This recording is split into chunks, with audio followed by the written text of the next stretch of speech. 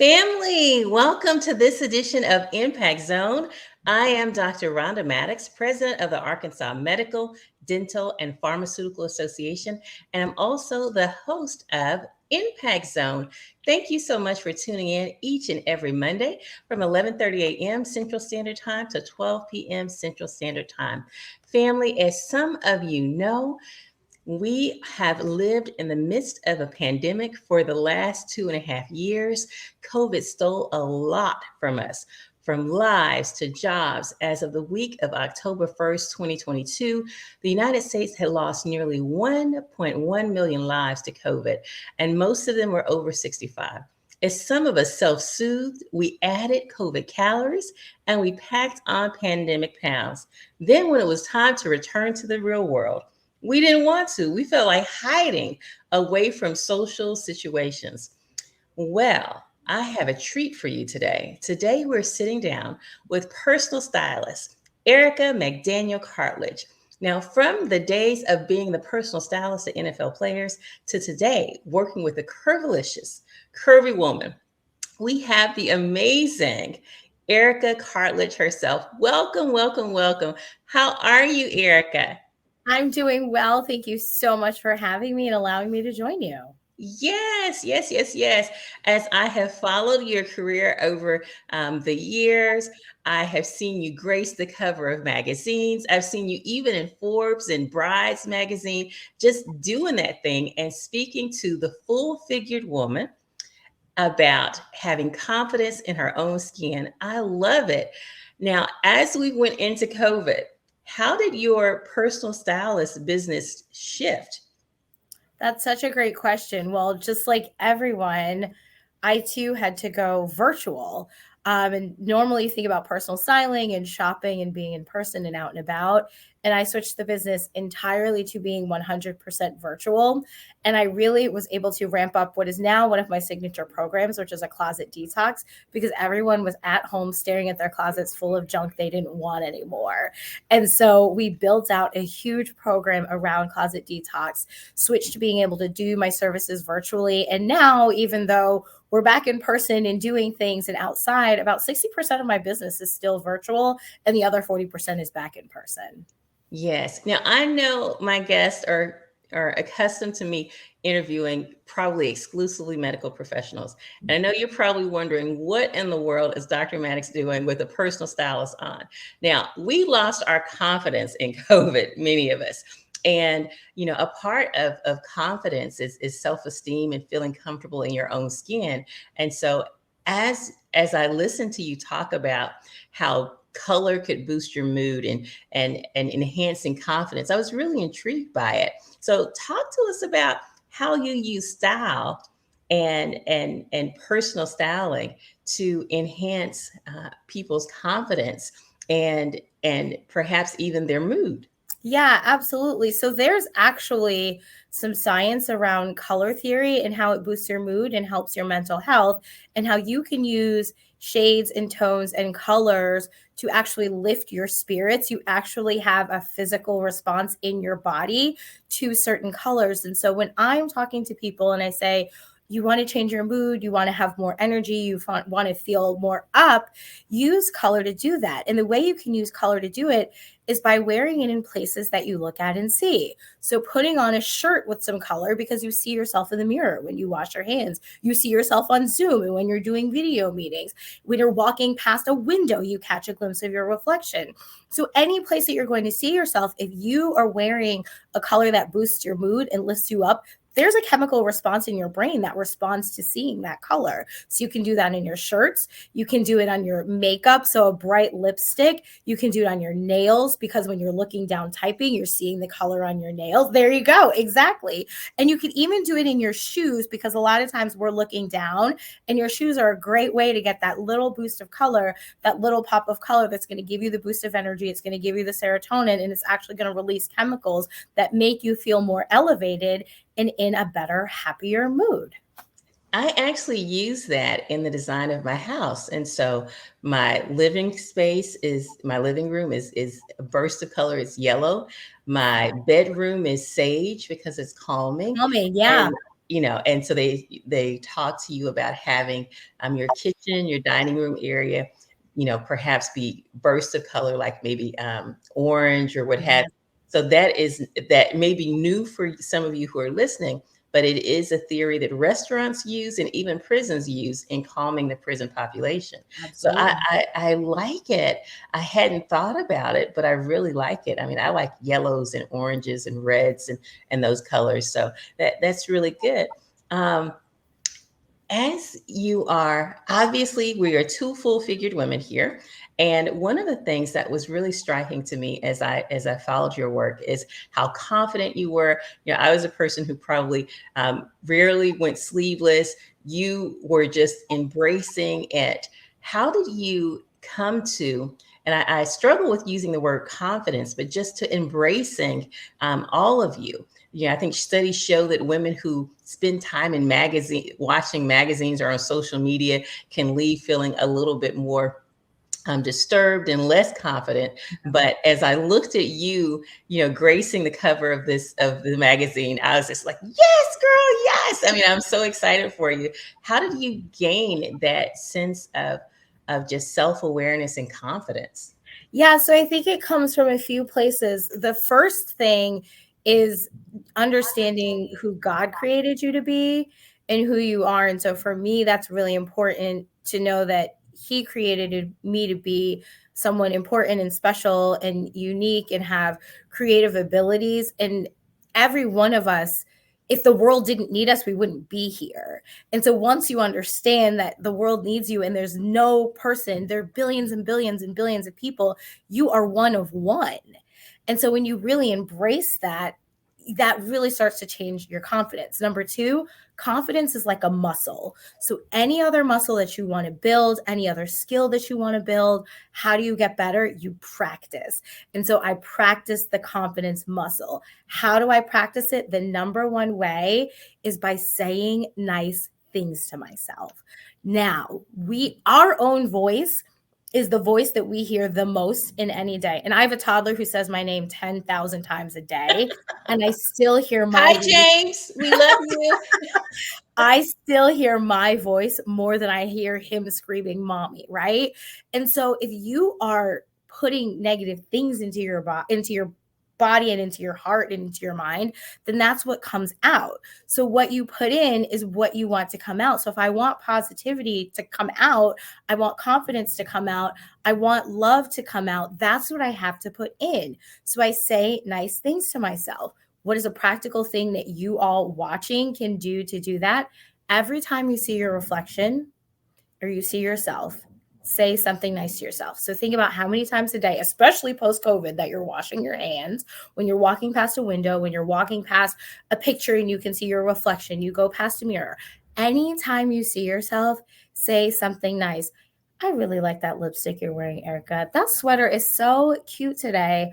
Wow, you're just walking really tall. You crushed that meeting you just led every time, because the more you can put positivity and confidence in, the more it will come out, because you'll believe what you're saying to yourself, right? Out of the heart flows the issues of life. So put positivity and confidence into your heart, and that's what will start flowing out and radiating from you. Wow. I like what you're saying because I'm raising a teenage daughter. And as I raise a teenage daughter, I reflect on my years of being awkward and not confident and really concerned about what other people were thinking about me. And they probably weren't thinking about me at all, but in my mind, they were thinking You about are. me. Yeah. How do you pour, and I know that you can't pour confidence into someone, but how can you be proactive in building up that self-awareness and that self-appreciation so that when they go into these places that perhaps were not designed for them and they're going to meet other teenage monsters who will attack their self-esteem. How do you proactively build that fort for them? Yeah, I mean, I think it's a little bit of the same thing we do for ourselves. I think you can absolutely speak into your children and pour into your children and remind them of who they are, because we as parents, they hear our voices in their head when they are making decisions, when they're thinking about how to respond, when someone is trying to say something to them that doesn't align with who they are and who they're created to be. Our voice is also a voice that they hear in their head. So the more we can speak confidence into them, and yes, we need to tell our daughters, especially our Black daughters, you look beautiful, your skin is beautiful, your hair is beautiful, but also remember all of the other great qualities that your child has and reminds them. We have a 13-year-old son, and 13-year-olds are crazy, right? But he is one of the kindest children I have ever met. And so we constantly remind him, you are such a kind soul. You really care about other people. You want people to be included and feel a part of the group. And so then in school, when there's a child and nobody wants to sit with them and eat, our son, we've had multiple teachers tell us, our son is the first kid to go over and sit with them and say, hey, you can join me and my friends, because we constantly remind him, you are kind, you care about other people, you love other people, you want other people to feel welcome and feel included. That is his nature and who he is. So when the other kids are saying, we don't want to eat with them, we don't like, he's like, yeah, I'm not hearing that. We're going to invite them in. And so the more that we can articulate and remind our children of who they are and who they've been created to be, the more they'll be able to be rooted and grounded and stand on that. So yes, it's about your appearance, but it's also about the kind of person that they are, and reminding them when all these outside forces are trying to tell them who they are, reminding them who they really are and who we see them as. Yeah. And so while I'm hearing, when you think of personal stylists, many times, you might think of someone who is vain or who only cares about the outside. But what I'm hearing from you is that the beautiful nature and the spirit that we're seeing on the outside is radiating from a wonderful, caring being on the inside. When did you know styling was your thing? And tell us what it actually is. I don't think I've ever met a personal stylist. In reality, I don't think so. And so I have these ideas of what it is that you do. But when I was on your website, I thought, oh, okay. So I mixed it up a little bit. Tell our audience what a personal stylist does and how is that in reach for just your regular, and none of us are regular average people, but for your person who Yeah. thinks of themselves as not a rock star, regular person who maybe, why would I need a personal stylist? Absolutely. So, what I really say is that I am a confidence cultivator, right? So, I'm just using fashion and style and clothing to really help you show up, be confident, and present yourself to the world authentically and as the best version of yourself. So, we do that by helping you understand what your style aesthetic is and what resonates with you, what your body shape is, because a lot of times we've attached good and bad to body shapes. All body shape is a data point to tell us how to create balance and proportion for the eye to recognize, right? So we understand your body shape, so we now know how to dress it and which clothes are going to best accentuate that body shape. I help you think through what pieces really move you forward, what helps you get to your goals, whether that's a career goal, a goal as a business owner, a goal as a parent, whatever that goal is. We use your wardrobe to help propel you to that goal and allow you to show up in spaces. But also, my job is to make your clothes easy. How many of us have stared at a closet for 20 minutes wondering what we're going to wear? We pull out an outfit, we try it on, we take it off, we pull out 17 other things, and then we go back to that first outfit. But Why now are you you talking right, about me, Erica, like this? Why? right? But now by the time you're back in that outfit, you're stressed out, you're frazzled, and you're probably late. So the other part of my job is to bring ease to getting dressed every day. I always say what you wear is important, but it should not be the most difficult decision you make in a day. So now when you take style back and you think about, okay, I have to get dressed every day. I have a professional career, I have a business, I have a family, I have these engagements that I have to show up for. And you think about, yeah, I want to be confident and look my best and show up with ease every day. Suddenly you realize, oh, I can use a personal stylist to help me refine my style, to move myself forward, to elevate my career, my business. And it's not just for celebrities on the red carpet at, an awards ceremony or a gala. Every person can benefit from a style expert, because if you let me be the expert of your style, now you can go be the expert that you are. If it's a medical expert, a dental expert, if it is, an educational expert, whatever it is, you can show up and be confident and now focus on that thing, because we've already spent the time working together to make sure your style speaks for you and makes you feel good. As you were talking, I thought about the fact that so often you would think if you saw me on a day-to-day basis that I was perhaps homeless and only had three outfits. Okay. Because those three outfits, they are comforting, they are comfortable. They may not be cute, but they are comfortable.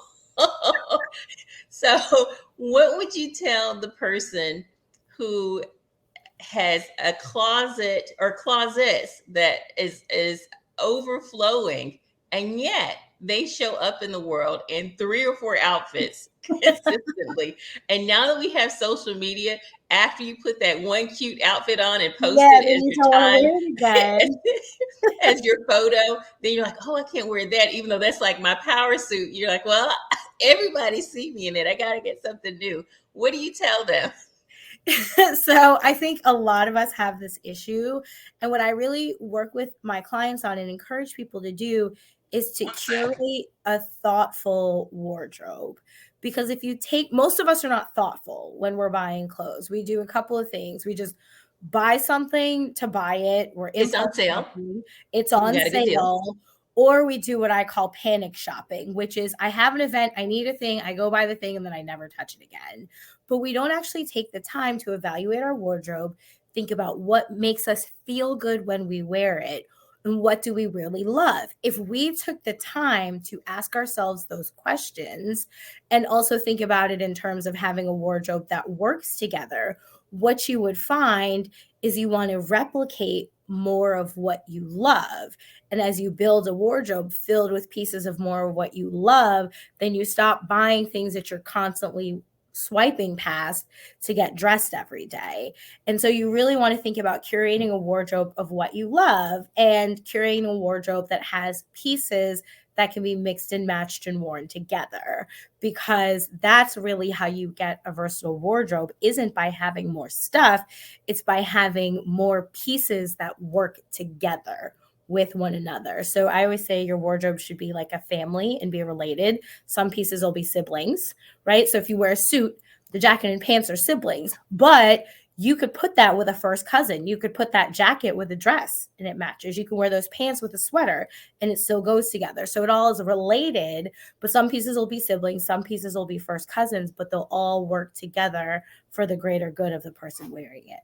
And we have this thing that happens in our head to where it's like, oh, I spent $200 on this, or such and such gave this to me. And even though it doesn't bring us joy by virtue of how much we spent or who gave it to us, we want to hang on to it. And then those are the items that we're scrolling past, as opposed to what you're talking about, the items that bring us joy, the items that boost our mood, those kinds of things. So I really like what you're saying. Now, as it relates to personal stylists being within our reach, you have a personal challenge that has, I think, started on yesterday and that is going on for the next 6 or 7 days. Tell us about that. Yeah, so I do a challenge called the Style Shift Challenge. It is a free challenge. Anyone is welcome to join us. You can hop right in. You haven't missed anything. And what we do is we take a week to help people break down their style and elevate their style, but in really simple, manageable ways. We are busy. We all have things to do. So this is not a challenge that's going to give you 5 hours of homework every night. Everything in the challenge is designed to take you between 15 and 30 minutes, and you can walk away and be done with it. And so what we do is we break down your style aesthetic. We help you think about your style goals. We help you think about how do you use what's already in your closet in new ways so that you don't have to run out and shop every time. And we help you think through a process of how do you get rid of the pieces that no longer serve you. So it's a free challenge. It's really easy, but it gives you a taste of partnering with a personal stylist and what that process would be like. And you'll end up elevating your style, getting more confident in your wardrobe decisions, and probably have a few cute new outfits to wear all at the end of 7 days. Wow. Okay, now who is this challenge for? Some people are like, oh, that's for boo. Who is this challenge for? Because it sounds Is like it's for me too. It's for everybody. When I tell you, I have women from all walks of life. I've got everyone from stay-at-home mothers to women who run businesses, like multi-million dollar businesses. I've got women who are lawyers. I've got women who are doctors. I've got women who are educators. I've got women who are, so I have a researcher and a scientist in this challenge this time around.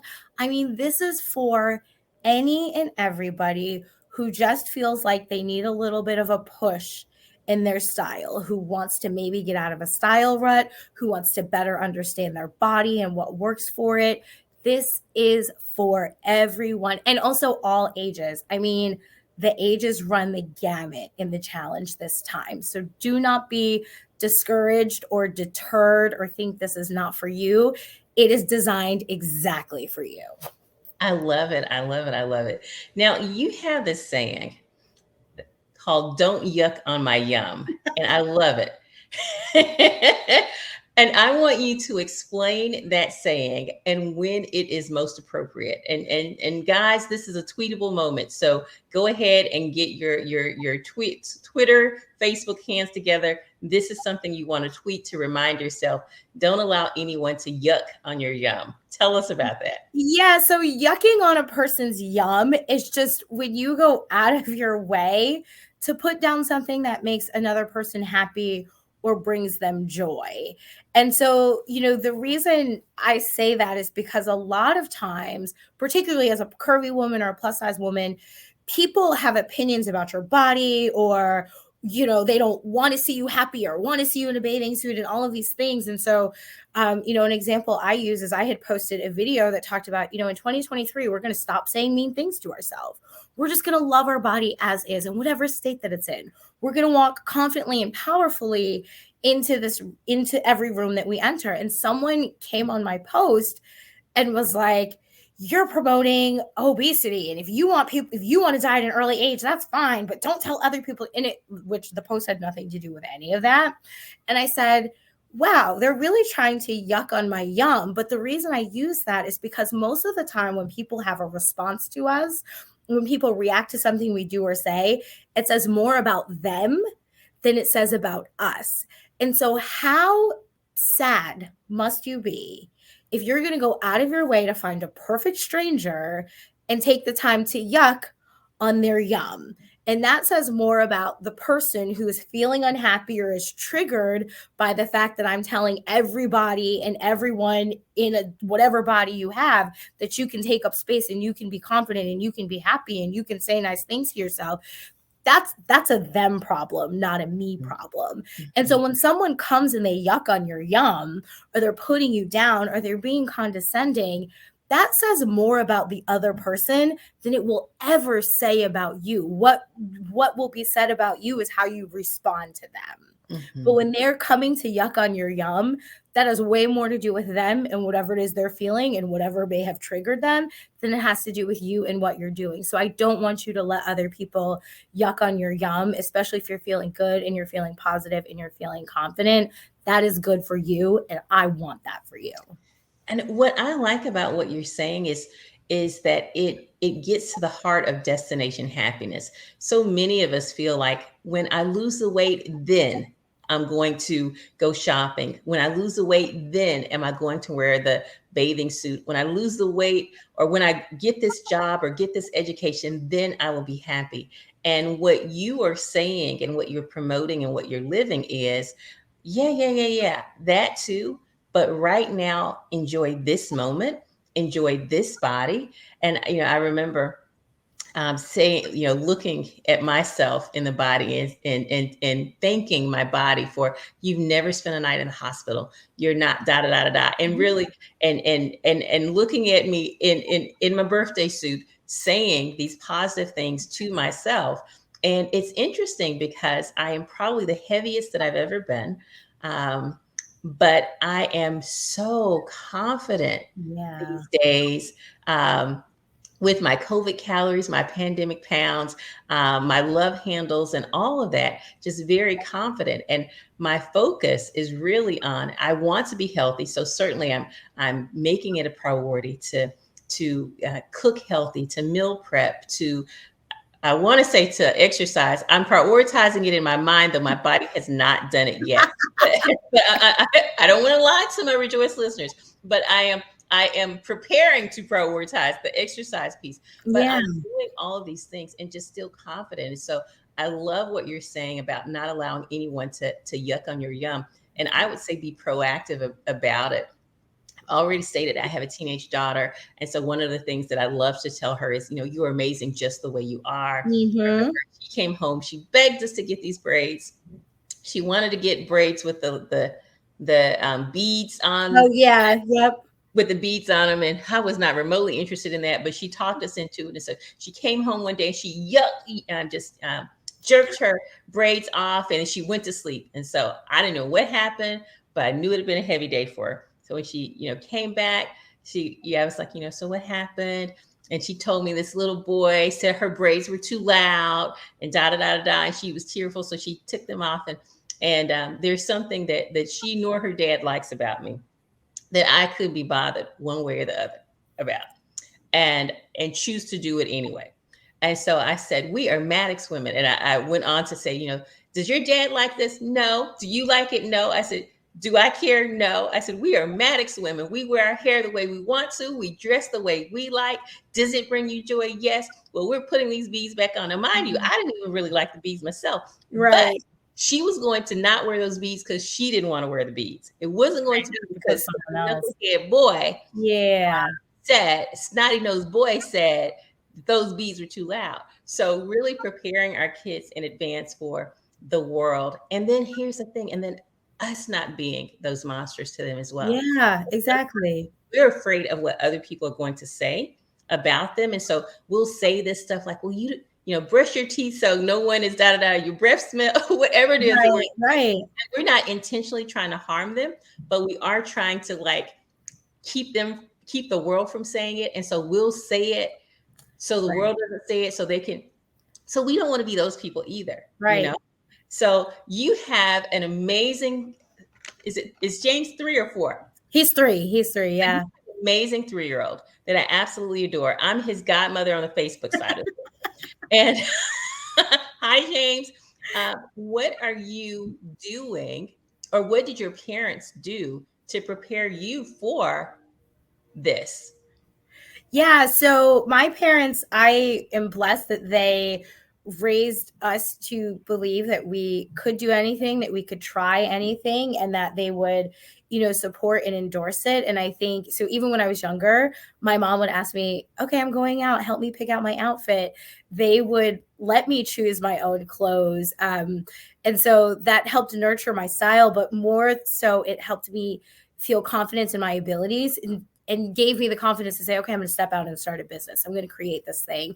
And so even now with our 3-year-old, I try to do that. So he's very vocal about what he wants to wear and what he doesn't want to wear. And I let him pick out his own clothes because I want him to learn how to be confident in decision making, and what he wears to school every day is a very inconsequential decision. So as long as it's weather appropriate, I don't care if you wear your rain boots every day for a month. If that's what you want to wear because you feel good and you feel confident, because as he gets older, he'll feel confident in his decisions, and we can guide him on what are good decisions and bad decisions, so that when his friends are doing something crazy and he says, no, I'm not going to do that, he'll feel confident in sticking to those convictions. And so even when you're little and your children are younger and they're picking out clothes or wanting their hair in braids with beads, allowing them to make those decisions and feel confident in the decisions will actually further them and push them when they do want to start a business or they do want to pursue a medical degree. They'll feel confident in their abilities and their decision making because you have allowed them to do it and to start with something as inconsequential as, are you wearing Paw Patrol shoes or rain boots today? I love it. I really like that because some of our biggest fights have been around what my daughter's going to wear to church. And it's not because of what she's wearing, but because of the concern of the ladies at church judging the, oh, she looks cute and her daughter looks like a little vagabond, those kinds of things. So that is really, really important. Well, it has been such a pleasure to have you on the show. How do people reach out to you? How do people reach out to you if they want to find you and join the Style Challenge? Yeah, so visit my website, www.yourchicishowing.com, and you can learn more about me, my services, and find the Style Shift Challenge and join us. We would love to have you. You can also come hang out with me on social media. My Instagram is Your Chic is Showing.